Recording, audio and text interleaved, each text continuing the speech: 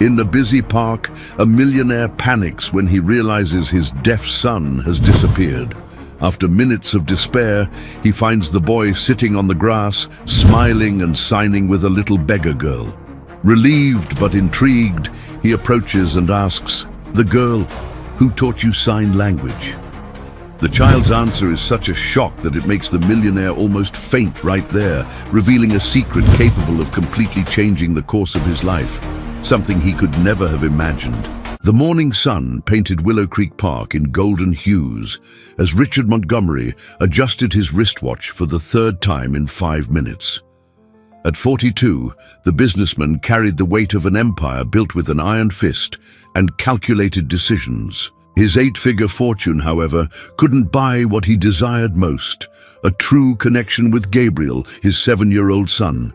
Gabriel ran ahead, his expensive sneakers treading on the dew-damp grass.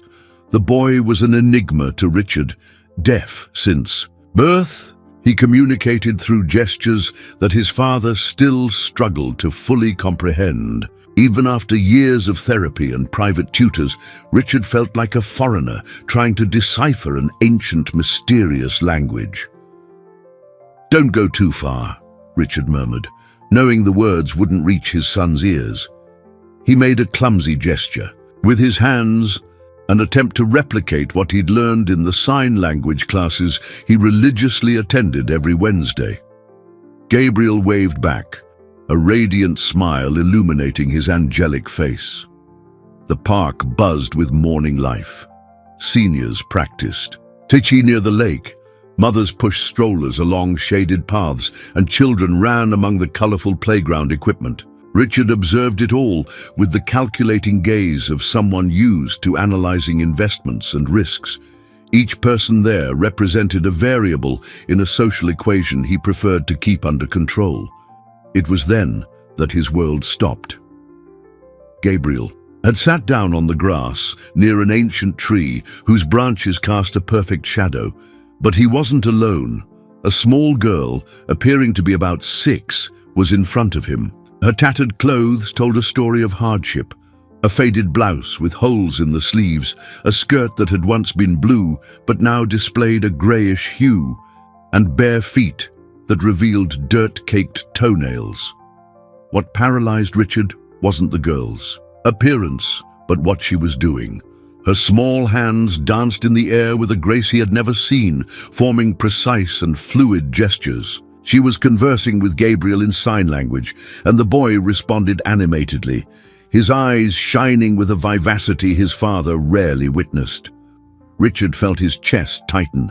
In 7 years of life, Gabriel had never interacted so spontaneously with another child.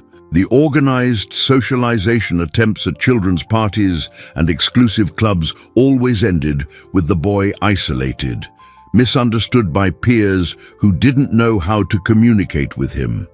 He approached slowly, each step calculated not to interrupt. That magical moment, the girl gestured something that made Gabriel laugh, a pure, crystalline sound that echoed in Richard's heart like a long-forgotten symphony. When was the last time he had heard his son laugh like that? "Dad," Gabriel signed as he noticed his father's approach, his fingers forming the word with enthusiasm. "This is Luna. She knows how to talk to me."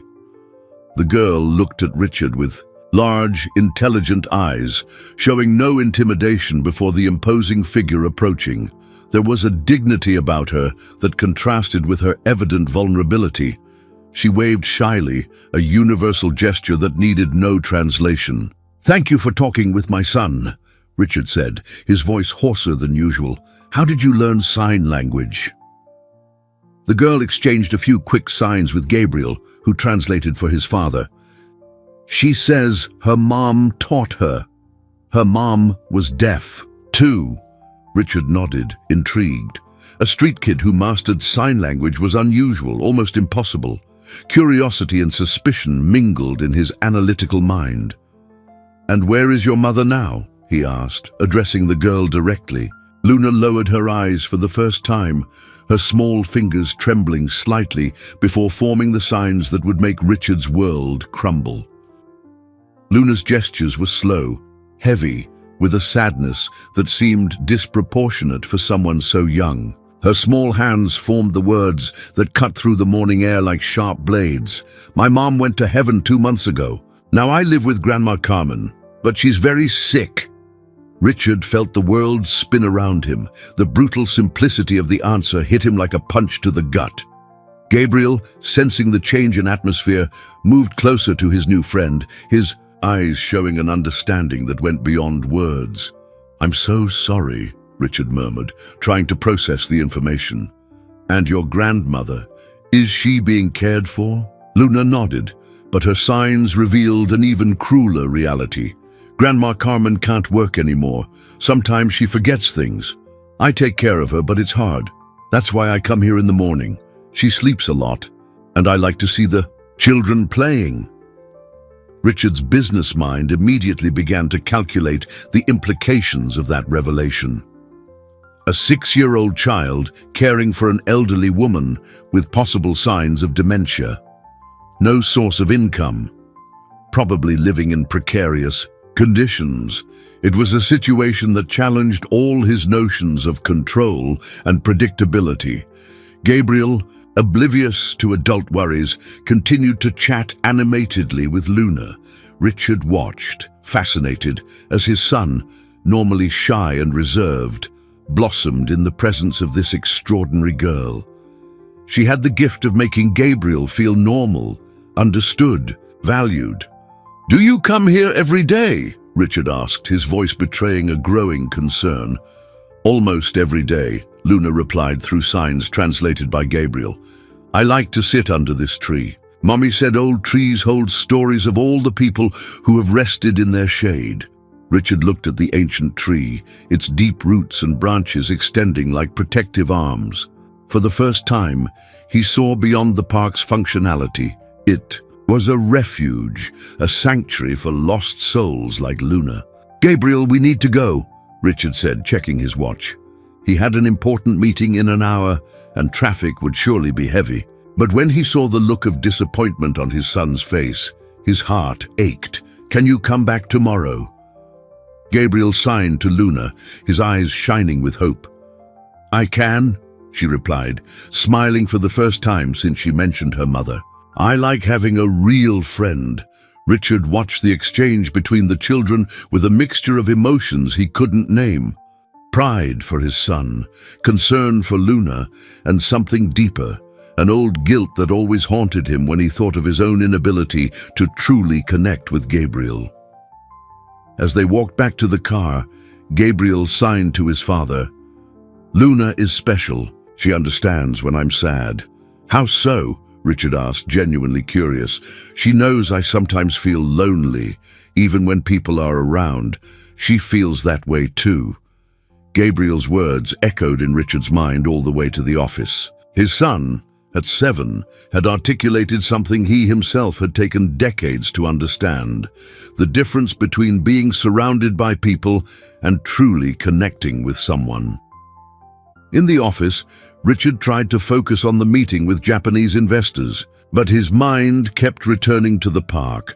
While discussing profit projections and international expansion, he couldn't forget the image of Luna, a child shouldering responsibilities that should belong to adults. During a break, he discreetly researched care for seniors with dementia and the rights of vulnerable children. The numbers were alarming. Thousands of children lived in conditions similar to Luna's, invisible to society. When the meeting ended, Richard made a decision that surprised him. He cancelled his afternoon appointments and drove back to the park, hoping to find Luna still there. The park was almost empty when Richard arrived for the second time that day. The afternoon shadows stretched between the trees, creating a more melancholic atmosphere than the sunny morning. He walked to the ancient tree where he had found Luna with Gabriel, but found only dry leaves dancing in the wind. He sat on the nearest bench, trying to organize his thoughts. What kind of man was he, after all? He had built an empire, made decisions affecting thousands of employees, yet felt completely lost in the face of a vulnerable child's situation. Luna's image remained etched in his mind, those intelligent eyes that had seen more than any child should. "Excuse me?" A female voice pulled him from his reverie. A grey-haired woman wearing a park cleaner's uniform approached with a gentle smile. "Are you looking for the little girl who's here in the mornings?" Richard nodded, surprised. "You know her?" "Luna," the woman said, sitting beside him. "I'm Miss Celia. I've worked cleaning this park for 15 years. That girl is an angel. Always polite, always helping if she sees trash on the ground, but I worry about her." "Why?" Richard asked, feeling he was about to discover something important. "She started coming here about 2 months ago, always alone. At first, she'd just sit under that tree, crying softly. Then she started bringing breadcrumbs for the birds. I've never seen a child so sad, yet so strong." Richard absorbed every word. "Do you know where she lives?" Miss Celia hesitated. "I shouldn't say, but she lives with her grandmother in a tenement building over near Sycamore Street. Ugly place, dangerous, not a place for a child. The grandmother is a very sick old lady. Poor thing. Luna takes care of her like she's an adult." Sycamore Street. Richard knew the area, one of the most run-down parts of the city, where his own companies would never invest.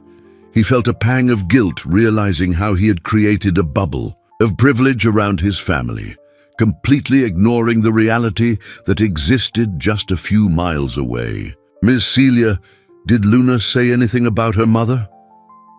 The woman's eyes filled with tears. "Poor girl. Her mother was a special woman, you know, deaf but a hard worker. She used to come here with Luna when she was a baby now and then.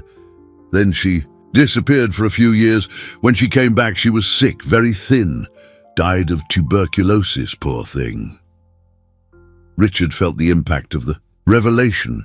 Tuberculosis, a disease of poverty, of inadequate medical care. And Luna's father. Never seen him, never heard of him. I don't think the girl even knows him. The businessman remained silent for a few minutes, processing the information. Luna wasn't just a vulnerable child. She was an orphan caring for a sick elderly woman, living in conditions that probably violated dozens of health and safety codes. "Miss Celia, thank you for telling me this. My son, he connected with Luna in a very special way today." "Ah, the deaf boy. I saw you talking. What a beautiful thing. The two of them understanding each other so well. Luna has a special gift. With special children, you know. I think it's because she feels different herself." When Miss Celia left, Richard remained in the park until the sun set completely. His mind worked at an accelerated pace, calculating possibilities, analyzing scenarios. For the first time in years, he wasn't thinking about profits or corporate strategies. He was thinking about a 6-year-old girl who had touched his son's heart in a way he himself never could. On the way home, Richard made a decision that would change everything. The next day, he would return to the park with Gabriel, and this time he would try to find out exactly where Luna lived. He needed to see the conditions she lived in with his own eyes. The next morning, Richard woke before his alarm clock rang. Gabriel slept peacefully in the next room, and for the first time in a long while, the businessman wanted to wake his son not out of obligation, but out of a genuine anticipation of spending time together. It would be a different day. During their breakfast, Gabriel signed animatedly about Luna, asking if they could meet her again. Richard nodded, but a growing worry occupied his thoughts. What if Luna didn't show up? What if something had happened to her or her grandmother? In the park, father and son waited patiently under the ancient tree. Richard watched every movement around, hoping to see Luna's small, determined figure emerge from among the people walking the paths. When she finally appeared, Richard immediately noticed something was different. Luna walked more slowly than the day before, her small shoulders hunched as if carrying an invisible weight. As she approached, Richard could see deep, dark circles under her angelic face and an expression of exhaustion. No child should have. "Luna!" Gabriel waved enthusiastically, but stopped when he realized something wasn't right with his friend. "Hi, Gabriel," she signed slowly, sitting on the grass with careful movements. Richard knelt to the children's level. "Luna, are you okay?" She hesitated before answering, exchanging glances with Gabriel. "Grandma Carmen had a rough night. She didn't recognize me and got very scared. I had to stay up taking care of her." Richard's heart ached. A 6-year-old child facing alone the challenges of caring for someone with advanced dementia. It was an almost impossible situation. "Luna," Richard said gently, "would you like me to meet your grandmother? Maybe I can help." Luna's eyes filled with tears, but she bravely held them back. "Grandma Carmen doesn't like strangers. She gets very nervous." "I understand," Richard replied, "but you shouldn't be taking care of her alone. There are people who can help. Medical services." "We don't have money for doctors," Luna interrupted through quick signs. "And I promised Mom I'd take care of Grandma Carmen. It was the last thing she asked me." Gabriel held Luna's hand, a simple but meaningful gesture. Richard observed the connection between the two children and felt something break inside him. He couldn't just ignore this situation. "Luna, how about you two come over for lunch at our house today? Gabriel would love to have you as a guest." Luna shook her head. "I can't leave Grandma Carmen alone for too long. She might get hurt or wander off." Richard took a deep breath. "Then how about I arrange for someone to stay with her while you have lunch with us? A nurse, just for a few hours." Luna's face lit up for a moment, then clouded over again. "We can't pay for that." "You don't have to pay," Richard said firmly. "It would be a gift. Gabriel rarely has friends over, and it would be special for him to have you there." Luna looked at Gabriel, who nodded enthusiastically. After a few moments of hesitation, she agreed, but with one condition. "Can I take a plate of food for Grandma Carmen?" "Of course," Richard replied, moved by the girl's maturity and generosity. "We'll take several plates for her." While the children played, Richard discreetly called his assistant, asking her to contact a nursing agency specializing in home care for the elderly. He also asked her to prepare baskets of food and essential supplies. When it was time to leave, Luna guided them through narrow streets until they reached Sycamore Street. Richard followed in his BMW along paths he had never traveled, observing the gradual deterioration of the neighborhoods. Abandoned buildings, trash piled on sidewalks, children playing amidst rubble. When they stopped in front of the tenement building where Luna lived, Richard felt a shock that left him speechless. The building was in ruins, with visible cracks in the walls and broken windows poorly patched with cardboard. The interior of the tenement surpassed all Richard's negative expectations. The smell of mold and dampness permeated the air, while leaks created puddles on the cracked floor. Luna led them down a narrow, poorly lit hallway, past doors from which escaped sounds of entire families living in tiny spaces. "This is it," Luna signed, stopping before a worn wooden door. "Grandma Carmen, I brought visitors," she announced softly before opening it. The room was smaller than Gabriel's walk-in closet. A single bed took up most of the space, where an elderly woman with white hair and lost eyes lay, staring at the ceiling. Beside the bed, a thin mattress on the floor indicated where Luna slept. There was no furniture other than a broken chair and some cardboard boxes that served as a wardrobe. "Grandma Carmen," Luna gently approached the old woman. "These are my friends, Gabriel and his dad, Carmen Montgomery." Richard started when he heard the surname. Could it be a coincidence? The woman looked at them with eyes that seemed to see through people, not truly recognizing them. "Who are these people, Luna? Why did you bring strangers here?" Carmen murmured in a trembling voice. trying to sit up in bed. "They're friends, Grandma. Don't worry." Luna held her grandmother's hand with a tenderness impressive for someone so young. Richard watched the interaction with a heavy heart. The difference between that environment and Gabriel's luxurious room was abyssal.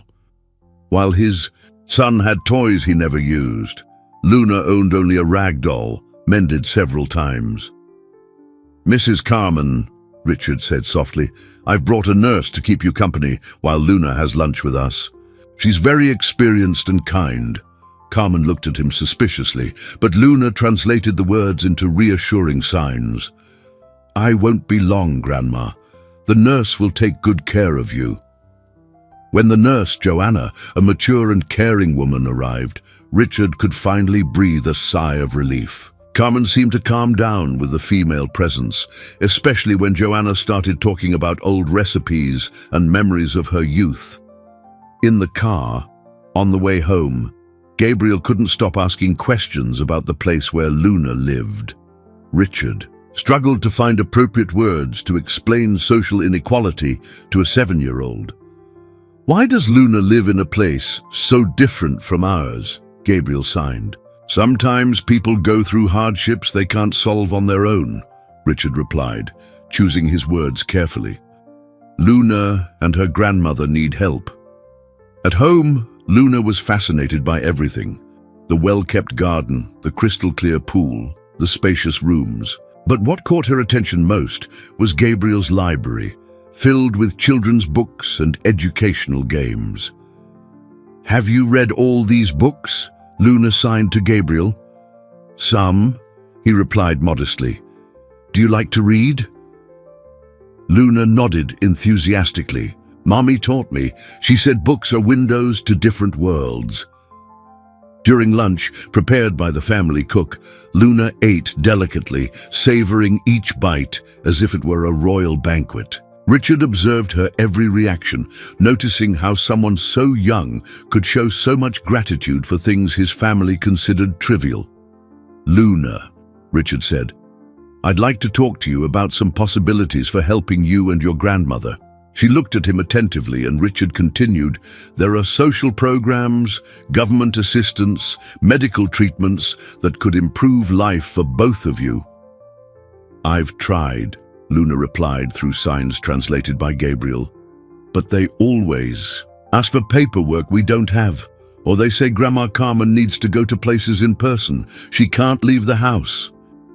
Richard felt the girl's frustration. The bureaucracy he easily navigated in the business world became an insurmountable obstacle for those who needed help most. After lunch, Richard made a decision that surprised him. He cancelled all his afternoon meetings and decided to accompany Luna back to the tenement, taking with him the food baskets he had arranged. Gabriel insisted on going along, claiming he wanted to see if Mrs. Carmen had liked the nurse.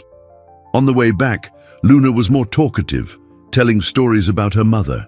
Through signs that Gabriel patiently translated, Richard discovered that her mother, Sophia, had been a sign language interpreter before she got sick. She had worked at corporate events, conferences, and even some important ceremonies in the city. "Mommy said she once worked for a very big company with very important people," Luna signed. "She liked that job because she could help deaf people communicate with the hearing world." Richard felt a strange pang of familiarity, but couldn't pinpoint why. There was something in Sophia's story that echoed in his memory, like a distant song he couldn't quite recall. When they arrived at the tenement, they found Joanna, the nurse, talking calmly. With Carmen on the small back porch, the old woman seemed calmer, almost lucid, holding a cup of tea Joanna had prepared. "How is she?" Richard discreetly asked the nurse. "Better than I expected," Joanna replied. She had some moments of clarity. She mentioned her granddaughter a lot, and also talked about a daughter she lost recently. "It's a delicate situation. She has good and bad moments, but she definitely needs proper medical care." Richard nodded, watching Luna distribute the food. They brought with impressive organization for someone so young. She separated everything into portions, calculating how long it would last and planning the next meals. "Mr. Montgomery," Joanna said, pulling him aside, "may I speak frankly? This child is carrying a burden that shouldn't be hers. She's physically and emotionally exhausted. And Mrs. Carmen, she needs specific medication for dementia, medical exams, geriatric follow-up. Without it, the situation will only get worse." "What do you recommend?" Richard asked. "Ideally, she should be hospitalized, or at least have professional 24-hour home care.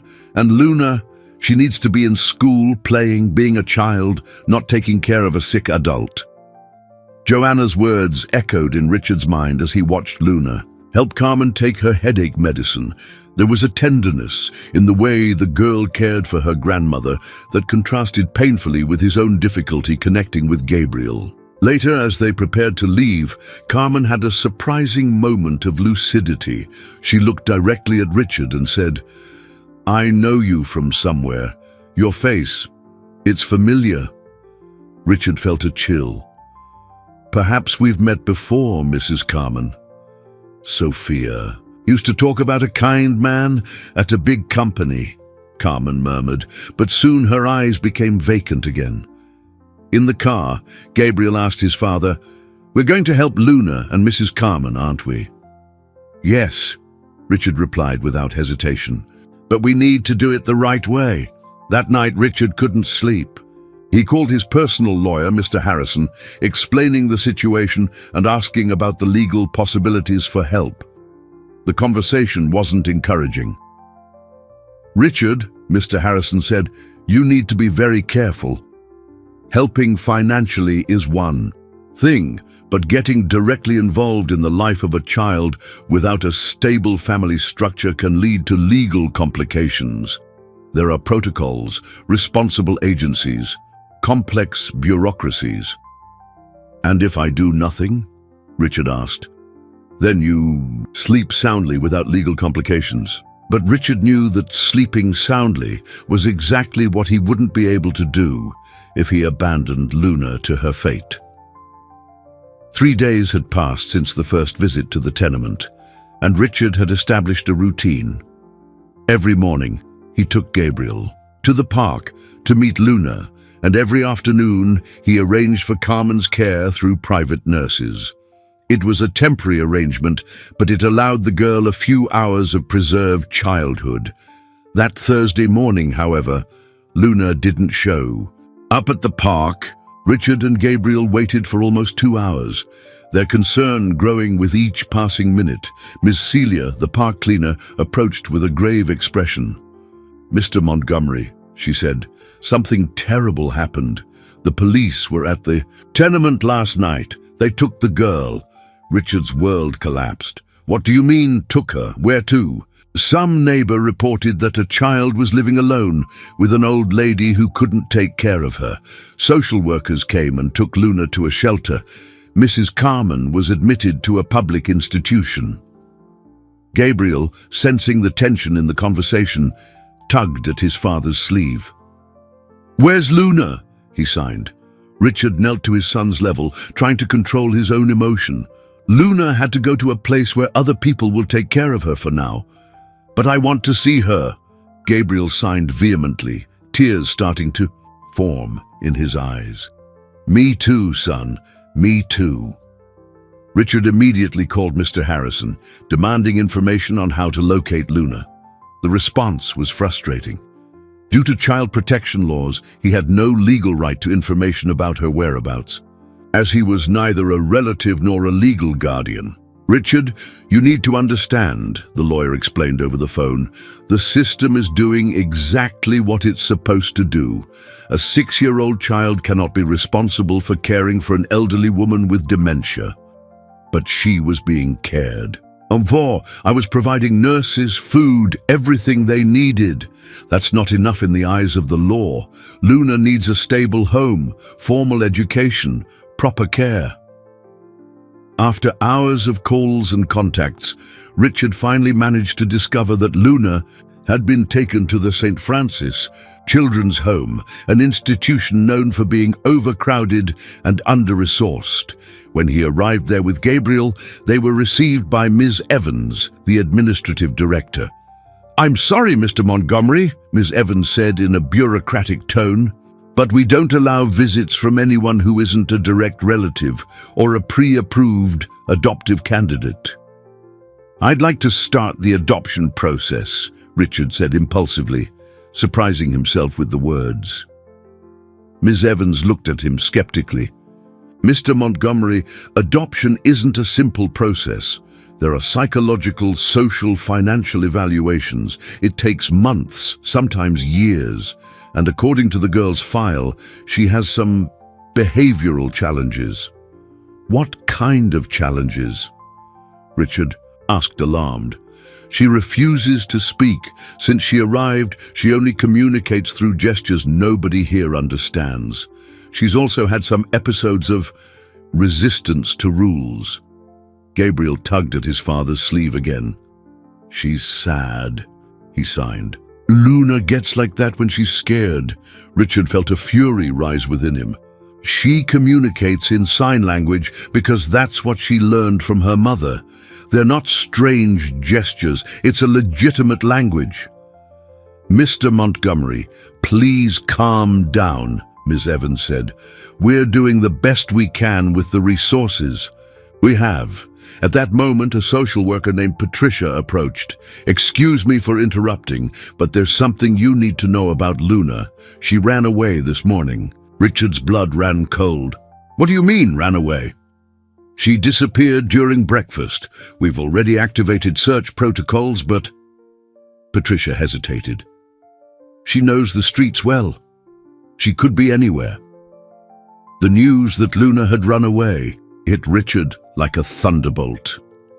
Gabriel, understanding the situation through his father's nervous gestures, began to cry silently, his tears falling like fine rain on the cold shelter floor. "How long has she been missing?" Richard asked, trying to keep his voice steady. "Since 7 this morning," Patricia replied, consulting a clipboard. "One of the older children said Luna was very agitated last night, asking about her grandmother and repeating that she needed to go home." Richard looked at his watch. It was 2 in the afternoon. Luna had been on the streets for 7 hours. A 6-year-old child, alone, in a city that didn't forgive the vulnerable. "Did you call the police?" Richard asked. "Yes, but..." Ms. Evans hesitated. "She's not considered a top priority. Kids run away from here often. Many come back on their own when they're hungry or cold. Luna isn't many kids," Richard exploded. "She's a special girl who was taking care of her sick grandmother. She won't come back on her own because she has a place to go." Gabriel tugged his father's sleeve, gesturing urgently. Richard knelt to understand. "Luna will go to the park. She always goes to the park when she's sad." Of course, the ancient tree was Luna's refuge. Richard thanked Gabriel for the insight, and they rushed to the car, leaving behind the shelter's bureaucracy. At the park, Richard ran to the familiar tree, but found only Miss Celia sweeping dry leaves. "She was here," the employee said when she saw Richard's desperate expression. "Around 9 this morning. She sat there crying for almost an hour, then she got up and walked off towards Sycamore Street." "She went to the tenement," Richard murmured. "Come on, Gabriel." The drive to Sycamore Street never seemed so long. Richard drove with a racing heart, imagining Luna lost in the dangerous streets of that area. When they finally reached the tenement, they ran up the worn stairs to the room where Luna lived with Carmen. The door was ajar. Inside, Luna was curled, up on the mattress on the floor, clutching her rag doll. She looked at them with eyes red from crying, but didn't move. "Luna," Richard approached carefully, as if she were a wounded animal that might flee at any moment. "We were so worried about you." "They took Grandma Carmen," she signed slowly, her communication heavy with sadness. "I couldn't protect her. I promised Mommy I'd take care of her." Gabriel sat beside Luna, held her hand, and began to sign words of comfort. Richard watched the interaction between the two children, realizing his son had developed an emotional maturity he himself was only beginning to discover. "Luna," Richard said softly, "your grandmother is being cared for by doctors who can help her in ways you can't. This isn't your fault." "But I promised," Luna insisted through signs, "and now I have no one left." "You have us," Gabriel signed, firmly and decisively. "Dad and I want to take care of you." Richard felt a wave of pride and emotion watching his son express such maturity and empathy. "Gabriel is right, Luna. We want you to be part of our family." Luna looked at them with a mixture of hope and distrust. "But they won't let me. The people at the shelter said kids like me don't get real families." The sentence cut Richard's heart like a razor. "Who told you that?" "One of the caregivers. She said I'm problematic because I don't talk like other kids and that rich people don't want complicated children." Richard felt a primal fury surge within him. How could anyone say something so cruel to a child? Richard knelt before Luna, looking directly into her eyes. "Luna, I want you to listen to me very carefully. You are not problematic. You are extraordinary. And I'm going to prove to everyone that you deserve a family that loves you." At that moment, a weak voice called from down the hall. "Luna? Luna, is that you back?" The three turned, surprised. An elderly woman, leaning on a makeshift cane, walked slowly towards them. It was Mrs. Espinosa, the neighbor from the next room. "Mrs. Espinosa," Luna ran to hug the woman. "I thought everyone had gone." "No, dear. I've been here 40 years. I'm not leaving now," the old woman said with a toothless smile. "I was so worried when I saw them take you and your grandmother." Richard introduced himself and briefly explained the situation. Mrs. Espinosa studied him with intelligent eyes, despite her advanced age. "You're a good man," she said finally. "I can see it in the way you look at our Luna. But you need to know something important about her family."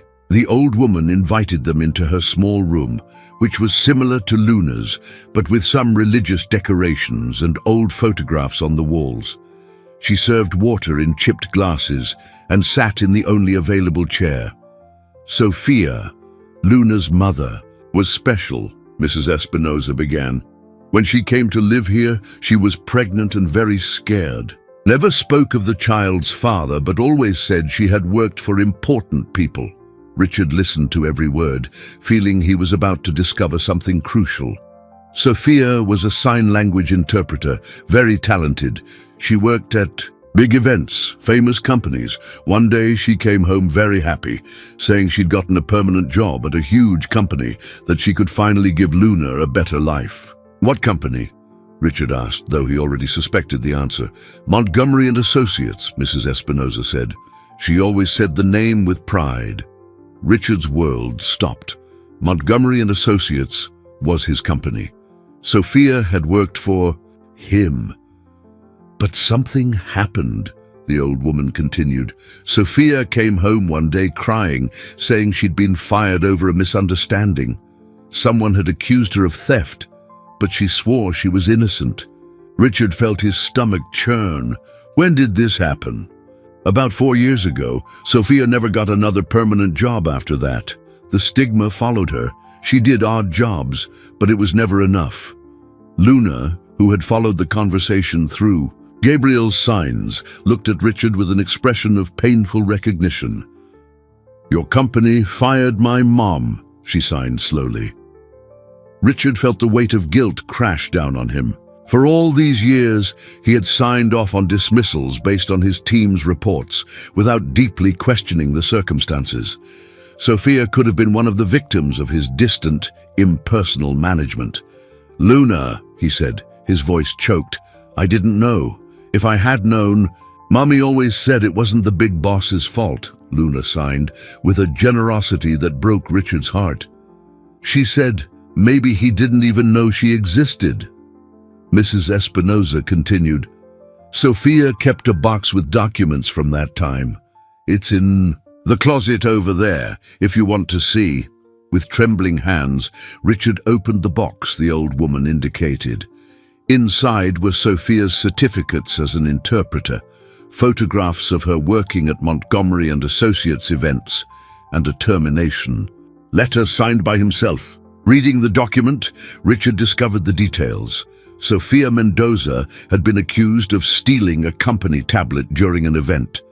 The accusation came from a manager Richard vaguely remembered, a man who had been fired months later for financial irregularities. "She was innocent," Richard murmured, realizing the injustice he had unwittingly committed. "And I fired her based on a false accusation." Gabriel, sensing his father's anguish, held his hand and Luna's, uniting the three in a symbolic gesture of family. The discovery about Sophia shook Richard deeply. That night, after ensuring Luna was temporarily safe at Mrs. Espinosa's, he couldn't sleep. Every time he closed his eyes, he saw Sophia's face in the photographs, a young, smiling woman, full of hopes he had inadvertently destroyed. The next morning, Richard arrived early at the office and called an emergency meeting with the entire human resources team. He needed to understand exactly what had happened 4 years ago. "Mr. Montgomery," said Helen, the HR director, consulting old files on her computer, "I found Sophia Mendoza's case. She was terminated for cause after an accusation of theft during the launch event for our educational project." "Who made the accusation?" Richard asked, though he already knew the answer. "Marcus Ribeiro, who was the events manager at the time." Richard remembered Marcus, an ambitious man who had been fired months after Sophia's dismissal, when they discovered he was embezzling funds from corporate events. Ironically, the real thief had accused an innocent woman. "Helen, I need all documents related to this case, and I want you to locate all employees who were present at that event." For the next few hours, Richard delved into the files, reconstructing the events of that fateful day. The tablet Sophia had supposedly stolen appeared in the asset records as misplaced. It was never actually stolen, just poorly catalogued. Marcus had used Sophia as a scapegoat to divert attention from his own irregularities, and Richard, blindly, trusting a subordinate's report, had signed the dismissal without a proper investigation. Around noon, Richard received an urgent call from Mr. Harrison. "Richard, we have a problem. The shelter is pressuring the authorities to locate Luna. They're threatening to press kidnapping charges if you don't hand her over immediately." "Kidnapping? She ran away?" "Legally, you're harboring a minor without judicial authorization. The situation is getting complicated." Richard hung up, frustrated. The bureaucracy and laws that should protect Luna were becoming obstacles to her safety and happiness. He decided to take drastic action. Arriving at the tenement, he found Luna playing in the small courtyard with some neighborhood children. For the first time since he'd met her, she seemed truly relaxed. Gabriel was with her, teaching other boys some basic signs. "Luna," Richard called, "I need to talk to you about something very important." He sat on the ground, at the children's level, and told her the whole truth about Sophia, about the injustice he had committed, about his responsibility for her family's suffering. Luna listened in silence, her large eyes processing every word Gabriel translated. When Richard finished, she remained quiet for long minutes. "You feel guilty," she finally signed, "but Mummy always said good people make mistakes. What matters is what they do after they find out about the mistake." Luna's wisdom at 6 years old surpassed that of many adults, Richard knew. "What do you think I should do?" he asked. "Help other people like Mommy," Luna replied without hesitation. "So, other mums and dads don't go through what she went through." At that moment, Richard had an epiphany. It wasn't enough just to adopt Luna. He needed to transform his company, create mechanisms to prevent other injustices like Sophia's from happening. He needed to use his power and resources to make a difference in the lives of vulnerable people. "Luna," he said, determined, "I'll do more than that. I'll make sure you have the family you deserve, and I'll honor your mother's memory in a way she would be proud of." But first, he had to face the shelter and the legal system that threatened to separate them again. Monday brought consequences Richard hadn't anticipated. Arriving at his office, he found 2 court officers waiting with a court order to hand. "Luna, over to the shelter immediately." Mr. Harrison was there, his grave expression boding ill. "Richard, the situation has escalated," the lawyer said. "The shelter obtained an injunction claiming you're interfering with the child protection process. You have 2 hours to hand her over, or you'll face criminal charges." 2 hours. Richard felt panic rise. What about the adoption process? It could take up to 2 years, and there's no guarantee of approval. Your financial situation is favorable, but you're single, work long hours, and Luna has special needs that evaluators might consider incompatible with your lifestyle. Richard closed his eyes, trying to think of alternatives. Luna had run away once. If forced back to the shelter, she would certainly try again, and this time she might not be lucky enough to be found safe. "Is there any way to speed up the process?" Richard asked. "There's one possibility," Mr. Harrison said hesitantly. "If we can prove Luna is in real danger at the shelter, we can request temporary custody on safety grounds. But we'd need solid evidence." Just then, Richard's secretary interrupted with an urgent call. It was Patricia, the social worker from the shelter, her voice audibly distressed. "Mr. Montgomery, I need to speak with you urgently. There's been a serious incident here at the shelter." "What kind of incident?" "One of the children was hospitalized after being assaulted by a staff member. During the internal investigation, we discovered that several children have suffered mistreatment, including specific humiliations directed at those with disabilities or special needs." Richard felt his blood boil. "Luna mentioned they said cruel things to her." "Exactly. We have testimonies from other children confirming Luna was targeted with prejudiced comments about her communication method." "Mr. Montgomery, this place isn't safe for her." Mr. Harrison, who had heard the conversation on speakerphone, immediately saw the legal opportunity. "Richard, this changes everything. With an official statement from Patricia and evidence of mistreatment, we can file for temporary custody today." But before they could act, another problem arose. Edward Ferris, one of Montgomery and Associates' minority partners, entered the office with a hostile expression. "Richard, I need to talk to you, privately." Mr. Harrison excused himself, leaving the 2 businessmen alone. Edward, a man in his 50s known for his ambition and lack of scruples, got straight to the point. "I've heard about your altruistic adventure with this street girl. It's not an adventure, Edward. It's a responsibility." "Responsibility?" Edward laughed contemptuously. "Richard, you're putting the company's reputation at risk. Our clients are conservative, traditional people. They won't accept the company president being involved in controversial social issues." "Controversial? I'm helping an orphaned child, a deaf street kid with behavioral problems. The papers are already circulating rumors. If this turns into a public scandal, I'll move to oust you from the presidency." Richard looked at Edward with a mixture of disbelief and disgust.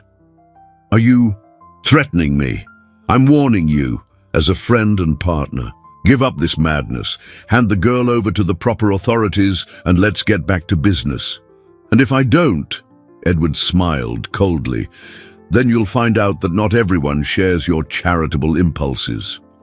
After Edward left, Richard stood alone in his office, looking out the window at the city where he'd built his fortune.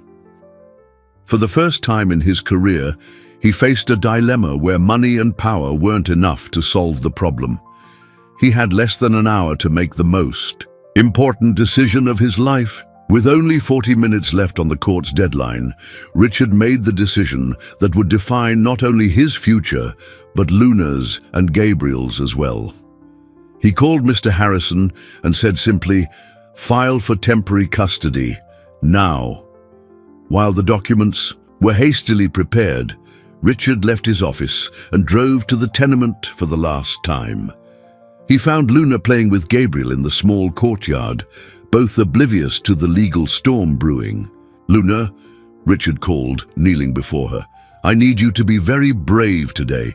We're going to court to ask the judge to let you stay with me and Gabriel." Luna's eyes filled with tears, but she nodded bravely. "What if the judge says no?" "Then we'll keep fighting," Richard replied, surprised by the firmness in his own voice. "I won't give up on you, ever." In the courtroom, the atmosphere was tense. On one side, Ms. Evans, representing the shelter, arguing that Richard was a single businessman with no experience with special needs children. On the other, Mr. Harrison presenting evidence of the mistreatment at the shelter and the historical connection between the families. The judge, Judge Arthur Monroe, a man in his 60s known for his strictness but also his compassion for children, studied the documents carefully. "Mr. Montgomery," the judge said, "I understand your intentions, but adoption isn't charity. It's a permanent, irreversible commitment. Are you prepared for the responsibilities of raising a child with special needs?" "Your Honor," Richard replied, "I'm not here out of charity. I'm here because Luna taught me something I had forgotten, what it truly means to love without expecting anything in return. My son, Gabriel, has flourished in her presence in a way I was never able to provide alone." At that moment, a commotion outside the courtroom drew everyone's attention. Gabriel had slipped away from his nanny and run into the room, followed by Miss Celia and, surprisingly, Mrs. Espinosa. "Excuse me, Your Honor," Gabriel signed, which Richard translated aloud, "but I need to talk about Luna." The judge, intrigued, allowed Gabriel to approach. With impressive maturity for his 7 years, Gabriel began to sign, and Richard translated each word. "Luna isn't just my friend. She's the sister I always wanted. Before I met her, I felt lonely even when people were around. Luna understands me because she's different too, like me. When we're together, we're not different. We're a family." Gabriel's words echoed through the silent courtroom. Several people, including the court clerk, discreetly wiped their eyes. Mrs. Espinosa approached, leaning on her cane. "Your Honor, may I speak?" "Of course, ma'am." "I knew Luna's mother. Sophia was a good, hard-working girl who just wanted a chance in life. This man," she pointed to Richard, "may have made a mistake in the past, but he's trying to correct it. And more importantly, Luna smiles when she's with them. I haven't seen that girl smile since her mother died." The judge addressed Luna directly. "And you, Luna, what do you want?" Luna looked at Richard, then at Gabriel, and finally at the judge. Her signs were slow, deliberate. "I want a family that understands me. I want to be with people who know that being different isn't being less important." Judge Monroe remained silent for long minutes, analyzing all the documents one last time. Finally, he banged his gavel.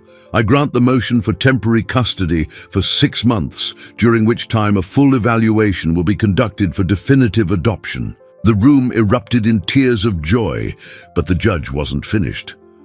"However," Judge Monroe continued, making the room hold its breath, "this decision comes with strict conditions.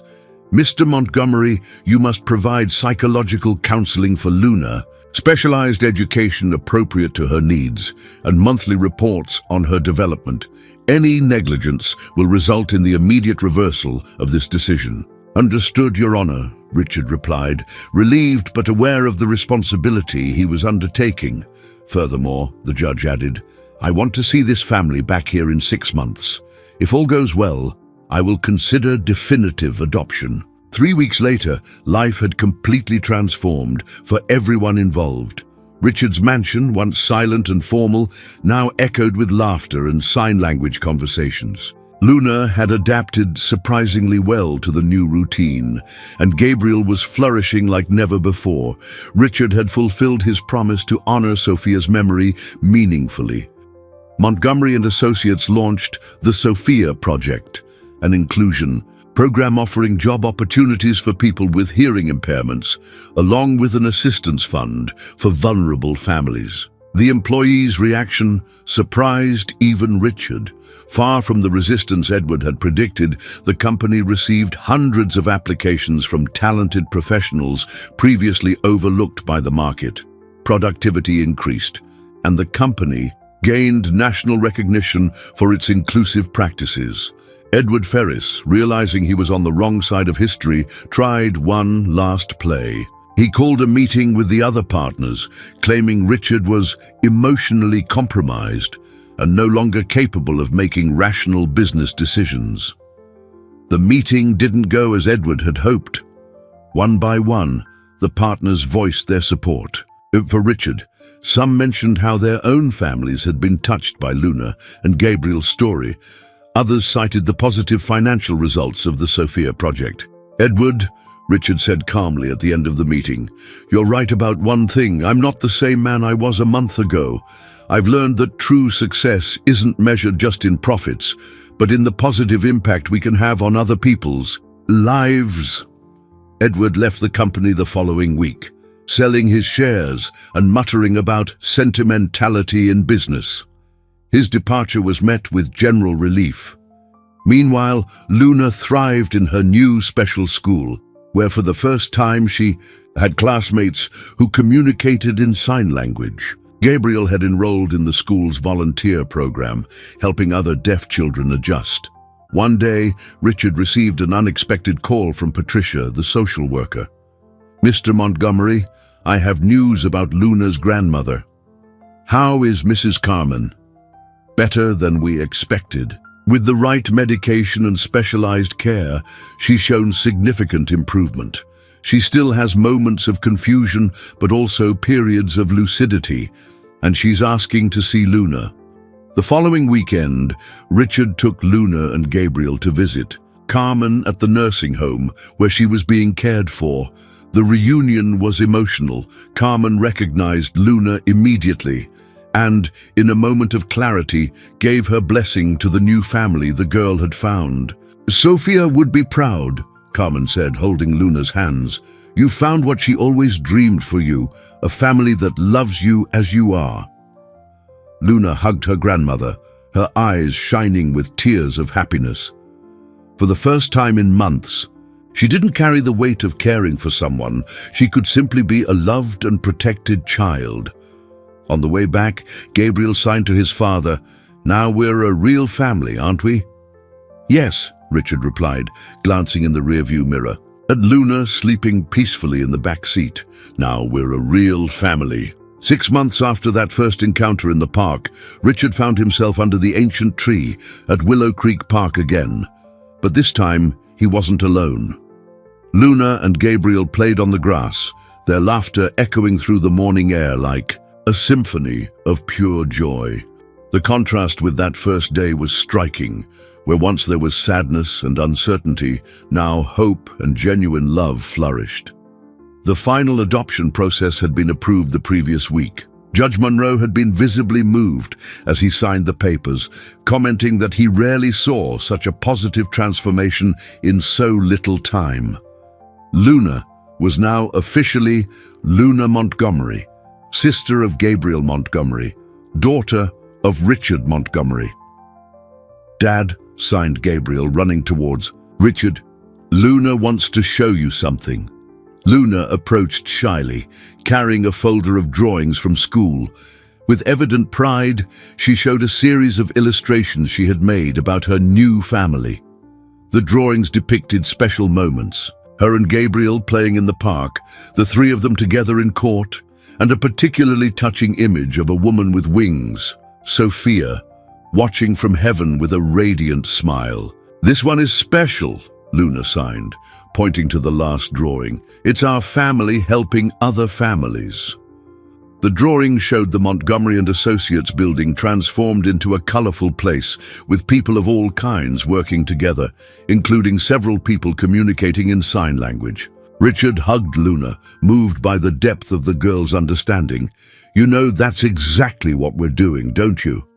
The Sophia project had expanded beyond all expectations.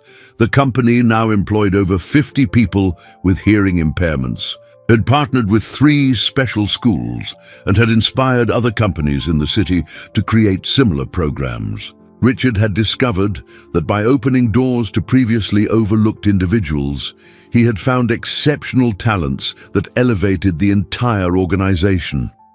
Miss Celia approached, pushing her cleaning cart, but with a radiant smile on her face. "Good morning, Montgomery family," she said cheerfully. "How are my dears?" "Miss Celia!" Luna ran to hug the park employee who had become a special friend. Every day, when they came to the park, Luna made sure to help Miss Celia with small tasks, a way of repaying the kindness she had always received. "I brought a surprise for you," Miss Celia said, taking a small wrapped gift from her cart. "It's a present from all the people who work here at the park." Inside the package was a small bronze plaque with an engraved message. "For Luna, Gabriel and Richard, who taught us that true wealth lies in caring for one another. With affection, the Willow Creek Park staff." Richard felt his eyes fill with tears. In a few short months, he had learned more about humanity and compassion than in all the previous years of his life. "Dad," Gabriel tugged his sleeve, "Luna wants to know if we can visit Grandma Carmen tomorrow." "Of course," Richard replied. Carmen had officially become the adoptive grandmother to both children, and their weekly visits were always moments of joy for everyone. As he watched the children go back to their play, Richard reflected on the extraordinary journey that had brought them there. It had begun with him as a successful but emotionally distant businessman, unable to truly connect with his own son. Through Luna, he had discovered not only how to be a better father, but how to be a better human being. The sun rose higher in the sky, painting the park with golden hues that promised a perfect day. Luna and Gabriel ran to play on the playground, their hands dancing in the air in intimate conversations that only they fully understood. Richard smiled, realizing that sometimes life's greatest treasures come disguised as challenges. Luna had come into his life as a little girl in need from the park, but she had turned out to be the most precious gift he could ever receive, the key to unlocking his own heart and his son's. As the 2 children played under the protective shade of the ancient tree, Richard knew his life had finally found its true purpose, a family united by love, understanding, and the certainty that everyone deserves to be seen, heard, and loved exactly as they are.